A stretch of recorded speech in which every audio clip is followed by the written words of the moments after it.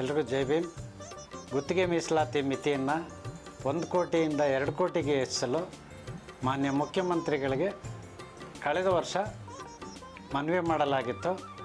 ಮಾನ್ಯ ಮುಖ್ಯಮಂತ್ರಿಗಳು ಸಕಾರಾತ್ಮಕವಾಗಿ ಸ್ಪಂದಿಸಿ ಭರವಸೆ ನೀಡಿದ್ದರು ಮೀಸಲಾತಿ ಹೆಚ್ಚಿಸುವ ವಿಷಯವಾಗಿ. ಸದರಿ ವಿಷಯಕ್ಕೆ ಸಂಬಂಧಪಟ್ಟಂಗೆ ಮತ್ತೊಮ್ಮೆ ಈಗ ಮನವಿ ಮಾಡಿ ಗುತ್ತಿಗೆ ಮೀಸಲಾತಿ ಮಿತಿಯನ್ನು ಹೆಚ್ಚಿಸೋದಕ್ಕೆ ಸಂಬಂಧಪಟ್ಟ ಇಲಾಖೆಯಿಂದ ಕಡತವನ್ನು ಅನುಮೋದನೆಗಾಗಿ ಮಾನ್ಯ ಮುಖ್ಯಮಂತ್ರಿಗೆ ಕಳುಹಿಸಲಾಗಿದೆ.